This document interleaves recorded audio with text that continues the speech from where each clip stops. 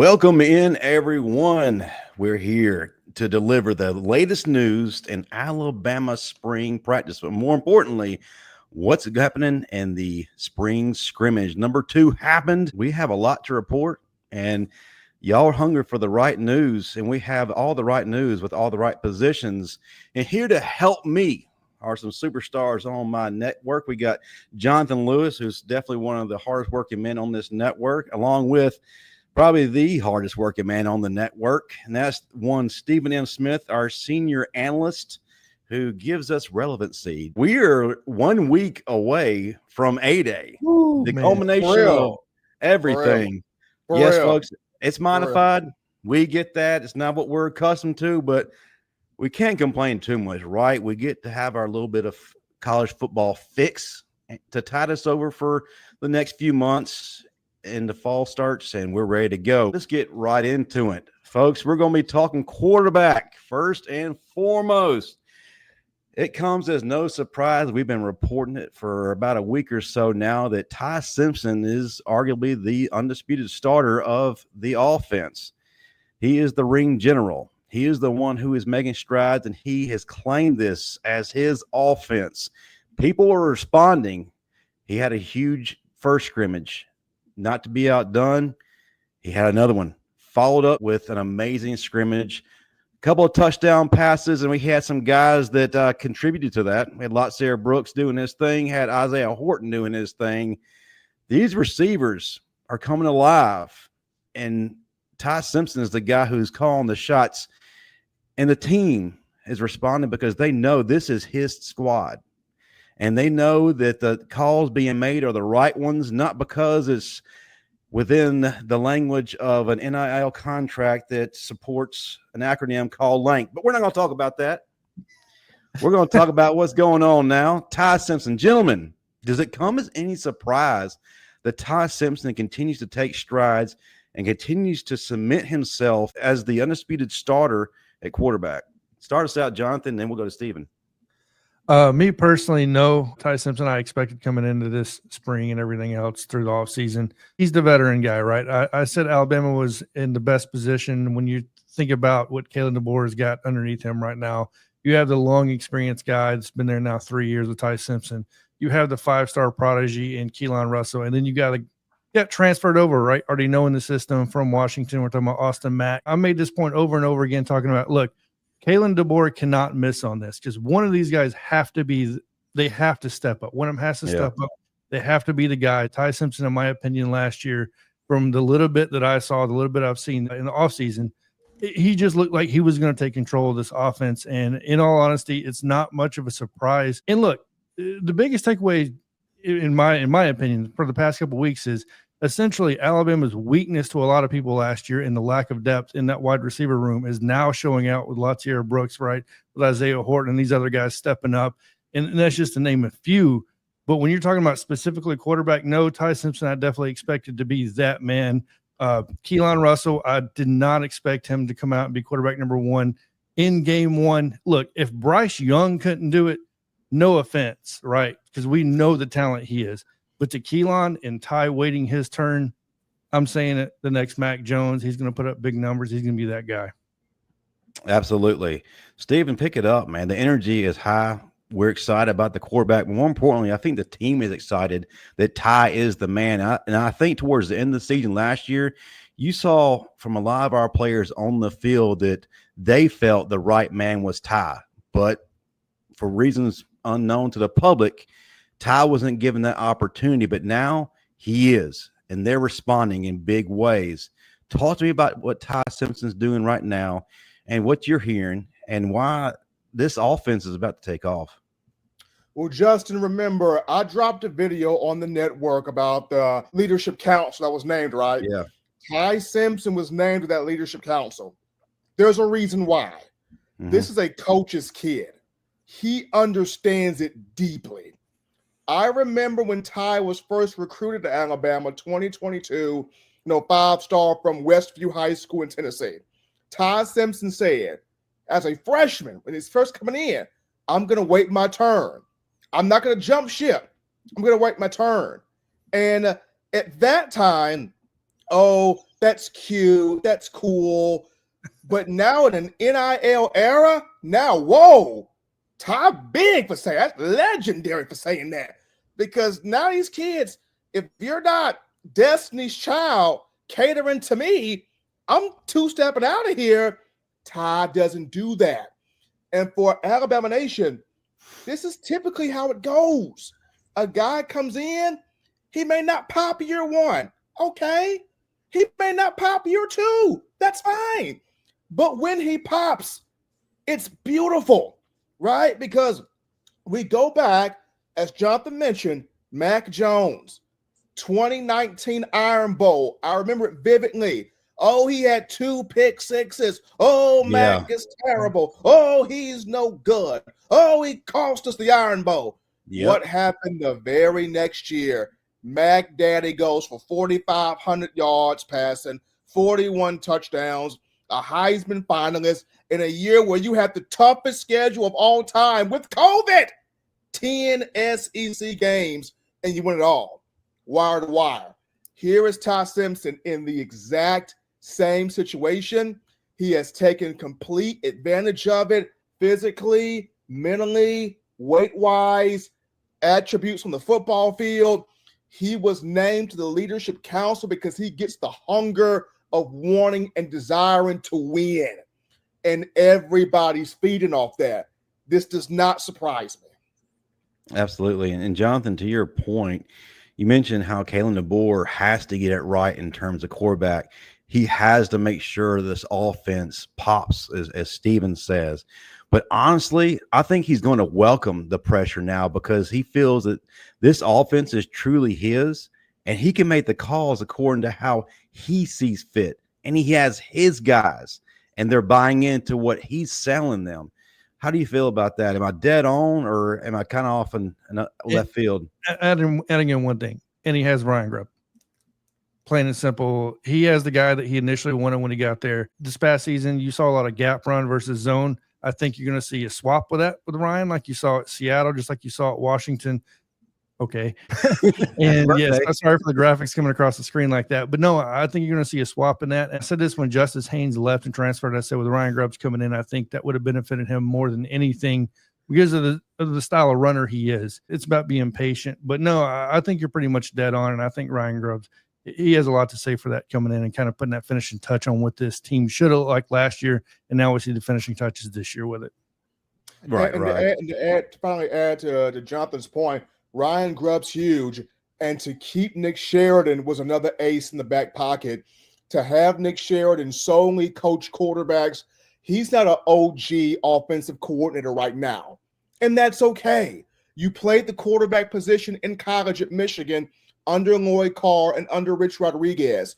Take all of that quarterback knowledge that you have and pour into specifically that room. You go back to Bama in 2018. What made Bama so good offensively? Yes, you had Michael Loxley calling the plays. Yes, you had Josh Gaddis as co-OC and wide receivers coach. But you also had Dan Enos, who his main job pour into every quarterback in that room. And that was the reason why we saw the beginning of Jalen Hurts' growth as a passer prior to the transition to Oklahoma and seeing what he did there with Lincoln Riley. So keeping Nick Sheridan and being able to say, look, Coach Sheridan, you're not ready to be an OC yet. That's fine. Take all that you know, pour it into this quarterback room, and work with these quarterbacks. It's funny that how whatever Smoke Dixon says, it typically comes to pass. That was on clear display early this week on the Bama Standard. We talked about the battle really being at quarterback 2, but not really. It's Keelon Russell's team. And Smoke Dixon, not shy to voice opinion, explain why. That there is no competition whatsoever. Austin Mack just doesn't have it. At least not at Alabama. He predicts him to go to the transfer portal. Well, I guess that Austin Mack was watching that because he did not really perform well. He struggled, but someone who didn't. Yes, folks, get ready for it. We're talking about popping off one Keelon Russell, the prodigy, the one that's drawn a lot of comparisons to Tua Tagovailoa as far as impact, and possibly Bryce Young as far as potential impact. 3 touchdowns in the second scrimmage, one to Derek Meadows, one to Lotzeir Brooks, and one to a walk-on player. Forgive me for not knowing his name. Keelon Russell had a big day. 3 touchdowns. This is a kid who's really grown up right before our eyes, and it's in a matter of just a short couple of weeks. Gentlemen, are you surprised at what Keelon is doing already? Start us out, Steve, and then we'll go to Jonathan. The same way with Ty, I'm not surprised why Keelon played high school ball in Texas. Texas ball is the biggest form of it. It's like college football. Like when you come out of that area of Texas, Duncanville, that area, it's dogs, nothing but dogs over there. And Keelon was the biggest dog of them all. What, he lost only 3 to 4 games throughout his entire career. This is a guy that's a 2-time champion in high school, won the Elite 11 MVP going away. Kind of the only question people had was, he's kind of small. Can he gain weight? David Ballou goes, check mark. Ballou gets him, packs on, 20-plus pounds? Yeah, he's now 192 pounds. He's thick in the calf muscles. He's thick in the legs. The upper body's gaining some definition. Like, this is not a surprise to me. As you always say, Justin, he's now been exposed to an actual nutrition program. right. To put with the talent and the potential that he has. It doesn't surprise me. The one that I guess I'm the most hurtful would be Austin Mack, due to he came in already knowing Grubb's system. So if you come in already knowing it, you would think he should have a leg up on Keelon because he's been in it before. But it just shows you Keelon Russell was on an Instagram Live prior to him coming into the program with Ryan Williams. What did Key Russ tell Ryan Williams? I didn't come to sit down. I came to make an impact. We're going to do something different around here. And not only did he speak that, he's doing it on the field. And when you are doing it on the field, the guys around you can see, hey, either I have the type of game that can match his, or I may end up falling by the wayside. And after the second scrimmage, Austin Mack loved the kid, but he falling by the wayside. Well, you're absolutely right. Coming in, Keelon Russell is putting pressure on DeBoer to get him integrated into the offense very quickly, just because of his pedigree and what he brings to the table. Top quarterback in this class. And the boosters and everyone are ready to see him too. They're ready to see that second coming of Bryce Young. So Austin Mack just has no room for error at all. If he struggles just a tad, like you said, Stephen, unfortunately for that young man, even though he has a firm grasp on how the offense works, he's going to get left behind. But Jonathan, I need to hear from you. Are you surprised about how Keelon Russell is developing as quickly as he is? Why do you think that he's going off already? And we know it's spring. It's against your own folks. You got the black jersey on, so it's not true live ball. But he's doing some things, so let's give him credit where credit's due. Just like Stephen M. Smith said, Duncanville. When you're talking about Highland Park, when you're talking about these areas, these dudes aren't coming from a 1A, 2A school. These dudes are coming in. They're being coached, and they're being coached hard, just like they're going to be coached in college. When you look at Keelon, number one, the ball just pops out of his hand. The arm talent is incredible. It's got to be near Bryce Young. I think he is the highest rated player to come to Alabama, right? According to 24/7 Sports. I mean, everything about him you just have to love. But it's so easy to say that, and it's so easy to go into spring. I mean, how many times have we seen this to where something gets hyped? But Keelon Russell, there's no way. There's no way this is a trap. There's no way it's just not there. I do feel bad for Austin Mack in a sense that, look, you know the system, just like Stephen M. Smith said. Like, you come to Alabama, you expect to compete for this job, which he is competing. But look, there's some people that just have it, and there's some that don't. And Keelon is that dude that just, when he's on a football field with pads on, he has it. And it's not Austin Mack's fault, right? Like, I believe it's just a dog-eat-dog world. When you're talking about NIL, when you're talking about fighting for position now, I think there's no doubt you have to have 1 and 2 protected. And unfortunately, Austin Mack will probably end up hitting the portal. Like Jonathan, as we wrap this up, Jonathan, it takes me back to 2017, right? When Tua first got to Alabama. You have Jalen Hurts. Jalen Hurts is the guy. Everybody loves him. Starting quarterback, charisma, confidence, all of these things. Jalen Hurts has it. As a freshman, took the team to the SEC championship, won it, came so close to a national, if not for Deshaun Watson and those darn Clemson Tigers. And then the very next spring, here comes this Prince pineapple coconut spinning Hawaiian, gets on campus, and you just look at him and you just watch the ball come out, and you're like, that's different. Yep. My eyes are not lying. That's different. Like, I love you, Jalen, but I want that. That's different. It's not the fact that Austin Mack, no, it's key. That's different. And I want to see as much of that as I possibly can. Absolutely. How eerily similar is this, guys? Because Tua's first spring, you heard the same rumblings. And then we get to A-Day, able to get eyes on him for the first time. Yeah. And I'm trying to get my seat. I'm getting my family together. I have all these distractions going on around me, but he takes his first snap and boom, he has my attention. He's just dealing like a seasoned veteran. And it wasn't just a one spring wonder. It carried over into the following season when he had his opportunities to come in. Will this be the same route that Keelon Russell takes? One would hope, but we will see. Look at the receivers, right? If you go back when you're talking about Jalen and you're talking about the Tua situation and you're talking about Henry Ruggs, you're talking about Jerry Jeudy, having those guys playing receiver at that time. Now you turn around, you're starting to see some dogs at receiver, right? That Bryce unfortunately did not completely have. Right. He did have, and the only two that Bryce did have, Mechie and Jamison Williams, is a transfer. So that's on the coaching staff missing on guys in recruitment. But you're 100%. correct, Jonathan. Now you look at the guys that Ty Simpson and Key Russ have. You have a Brooks.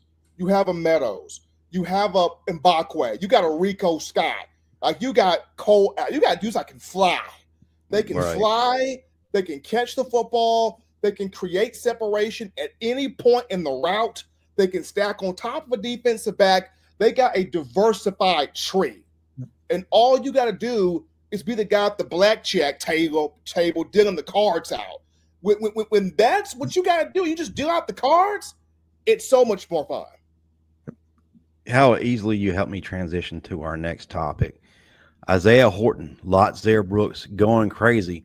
Gentlemen, I just talked about how the quarterback situation was eerily similar, Keelon and Tua. Well, I remember specifically that A-Day too, Jerry Jeudy, Henry Ruggs going off. And I'm just, again, you're looking at them and you're thinking, how are these freshmen, and not just freshmen, they literally had just finished high school a few months before, early enrollee guys showing out. And here we are again, kind of the same situation. We got Isaiah Horton doing his thing, had a big play today. Lotzeir Brooks made people look silly. I believe he had 3 touchdowns. This is amazing. I don't want to put any pressure on these guys, but can we possibly have the second coming of Jeudy, Ruggs, Waddle, Devontae? I don't want to put that pressure on anyone. You don't, Justin, but it's hard to not when you're seeing, and I get it, it's spring. I understand that. But if you are Jamarcus Shepard, you are the happiest person in that room right now. Because first and foremost, you get an Isaiah Horton, you get a 6'3" version of Jamison Williams. Think about that for a moment. You get a 6'3" version of Jamison Williams, of whom he's already said, Ty Simpson's my guy. He's a stud. Ty and I go back to 7-on-7 in high school. So there's your big receiver giving a glowing endorsement for your quarterback there. Then you've got Brooks, who, my comp for him, he's a pure mixture of Jalen Waddle and Henry Ruggs. He has Jalen Waddle's spatial short area quickness, but he has Henry Ruggs' ability to catch a slant route and hit his head on the goalpost. He has that kind of speed. And Bray Hubbard has already said it's hard to stay in front of Lotzeir Brooks. So if you already got Bray Hubbard saying this early in spring ball, this kid, and we're not even talking about guys like Rico Scott, who Rico's had a good spring. Yeah, we're not even talking about guys like Cole Adams, who's out there. We're not even talking about Jagan Mbakwe. We're not even talking about Derek Meadows, who caught a touchdown pass. We're not even talking about Jagan Hale, who'll be back 100% this fall. So he's out there working. So this is a wide receiver room that's got pure, unadulterated dogs for the first time in a while. And if you are Jamarcus Shepard, your mentality becomes, how many of these guys can I get on the field at the same time? Before I let you take it, Jonathan, you bring up a very good point, Stephen M. As far as Jalen Hale, that's a name that fans continually ask about, and with good reason. I compare him to DJ Hall, said it several times. And as far as his rehab goes, getting that swagger back, he even though he may be healed completely and has Jeff Allen waving his magic wand and doing what he does, the mental comeback is one of the hardest hurdles to overcome. But having Lotzeir go off, having Isaiah Horton go off, it allows Jalen Hale to come back at his rate and the right timing instead of being forced into greatness immediately as soon as the ball is snapped in Tallahassee. So this works out pretty good. Also, too, you see two guys here who took full advantage of the fact that Ryan Williams was not able to go. This is a great problem to have. Jonathan, talk to me. Where you stand on these receivers? Are you ready to crown them the next coming of the receivers I named before?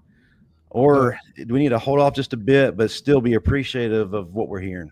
I'm going to say hold off just a bit because Devontae Smith won the Heisman Trophy. He did. Yeah. I mean, just that alone right there, I'm going to say let's slow down because we got to get one thing at a time. What I'm most excited about in this wide receiver group, which Stephen M. already brought up earlier, is the fact that it's so diverse. Ryan Williams was last year just a vert guy. He needed to work on his route running. Isaiah Horton is going to be one of the biggest red zone threats in a while that we've had. He isn't just a tall receiver that doesn't use his length, right? So he knows how to use his body. He knows how to go up and get the ball. He fights for the ball with his hands, everything else that you want. You got a Lotzeir Brooks, just like Stephen Smith said earlier, like Jalen Waddle, catch a slant to the house. See ya. You know what I mean? We saw so much of that before. And you can go on and on. Cole Adams, look, he may not be the fastest player on the field, but as far as catch rate goes, if you throw the ball anywhere near him, he's going to secure the ball. He's going to catch the ball, right? So I'm just excited at the fact that, look, these guys are all diverse. They all do great things well, which should make Jamarcus Shepard and Ryan Grubbs super happy because what are they great at doing? Well, from what I've seen at Washington, what I saw at Seattle, getting guys in space and letting them do what they do best. So whether that's in the middle of the field, which Cole Adams should be masterful at, Ryan Grubbs is so good at getting the tight ends involved down the seams, right? So we're not even talking about the tight ends yet.